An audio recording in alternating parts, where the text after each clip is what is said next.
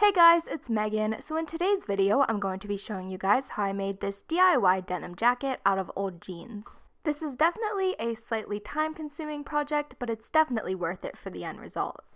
I know this video probably won't get that many views, but I still really like this and I really wanted to show you guys how I made it, so without further ado, let's just get into it. So I started out by making a pattern out of a denim jacket that I already owned. To make the pattern, I looked at the jacket and I made a note of where all of the seams are.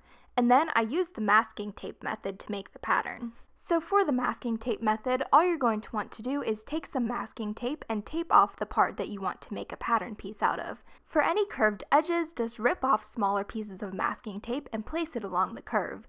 I actually got this idea from a tutorial, so I'll make sure to link this for you guys down below. This is the easiest method that I've found to make a pattern.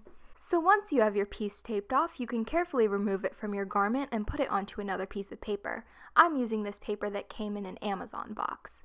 I made marks half an inch away from the pattern to create a seam allowance. I attached the marks with my ruler and then I cut the piece out. There are some pieces of the garment that you don't need to use the masking tape method for, like the collar, since you can lay it flat.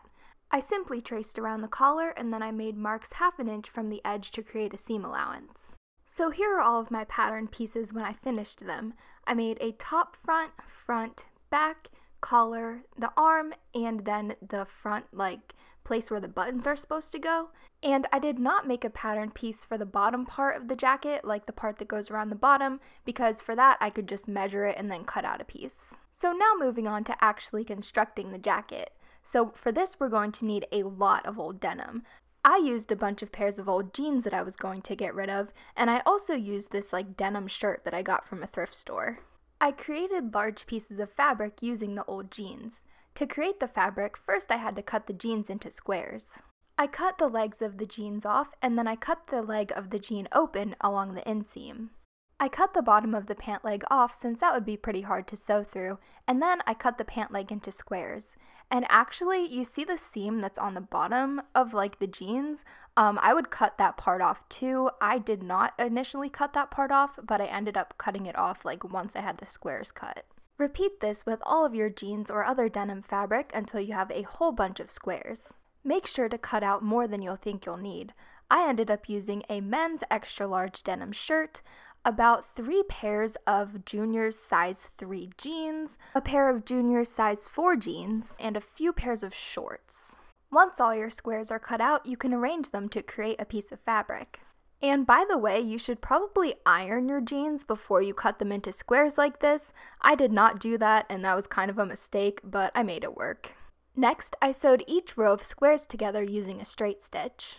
When you cut out your squares, I would definitely recommend making them a little bit bigger than you think that you'll need, because you can always make them smaller, but you can't really make them bigger too easily. Next, I ironed each row of squares, and if you ironed your jeans before you cut them up, you really wouldn't have to do this.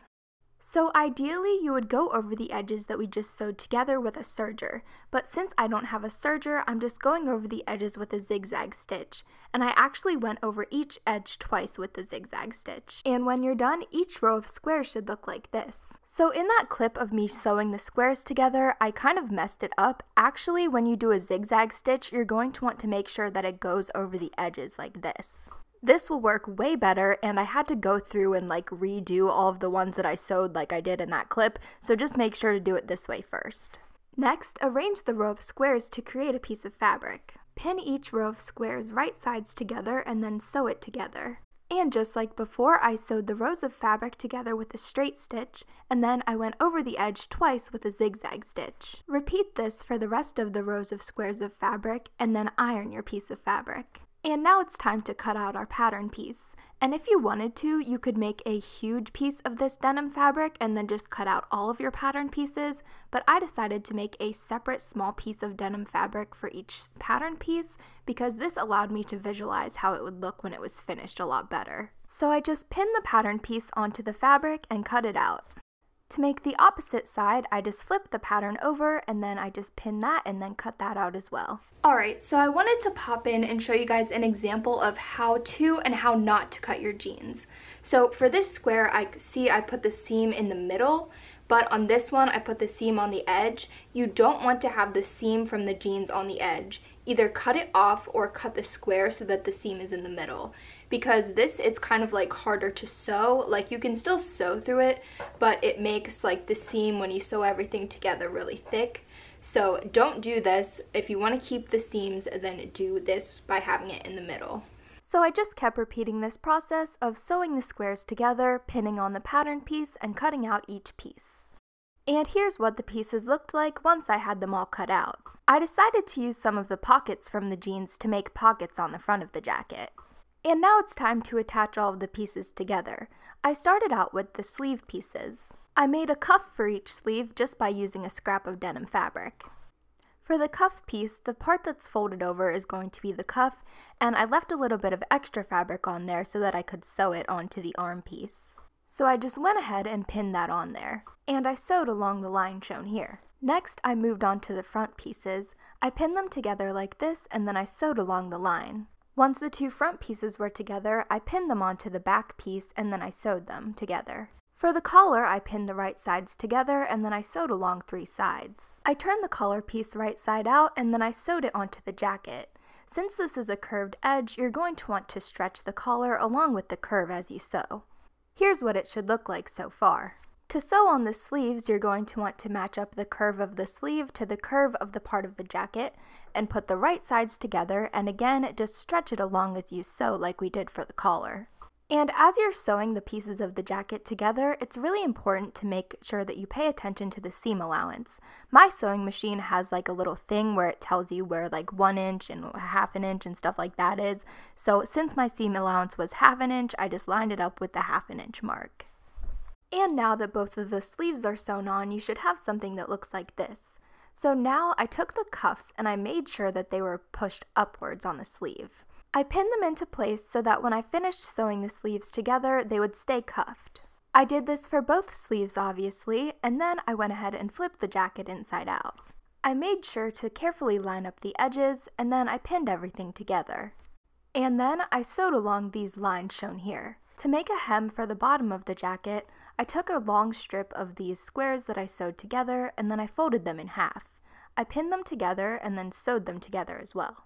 I pinned this piece onto the bottom of the jacket with the right sides facing together, and then I just sewed it onto the jacket. And when I'm sewing these pieces together, I'm sewing it just like we did before by first going over it with a straight stitch and then doing a zigzag stitch over the edges. And here's a visual of where I sewed the pieces together. To make buttons for the jacket, I kind of cheated by using this old denim jacket that I had. This jacket had some gross old like black stains from when I used to have patches on this jacket, and I tried to take the patches off and it just looked gross, so I decided to use this jacket. I buttoned up the jacket and then I cut the buttons off of the jacket. I took the buttons apart and then I pinned one side onto the jacket. I sewed the buttons on as close as possible to the original seam. And here's what it looked like once they were sewn on. When I tried the jacket on, I noticed that the parts where the buttons were kind of stuck out a little bit and it just did not look good. So to fix that, I went ahead and I went over it with a straight stitch. And again, I tried to make it as close as possible to the original seam. I did this for both sides of the jacket, and this supposedly just helps to kind of like flatten it out. I cut off any excess fabric from where I attached the buttons onto the jacket. And if you decide to make this project and you decide to use things that you find at the thrift store, definitely a large denim jacket would work really well for this. And you could always sew your own buttonholes and buttons on, but honestly I don't know how to do that and I wasn't trying to do that today, so I just did this. And again, I went over the edge with a zigzag stitch, making sure that the zigzag stitch went over the edge of the fabric. And this just really helps it so that the jeans don't end up fraying. And just like with the rest of the jacket, I went over the seam twice with the zigzag stitch to really make sure that the jacket was extra secure.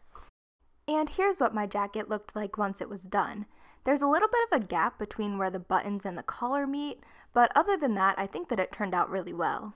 And here's just a quick look at what the back looks like. It actually fits me really well. It's a little bit baggy, but I actually really like clothes that are baggy. And I just noticed that there's a string that I forgot to cut off, and I really don't want to refilm this, so sorry about that.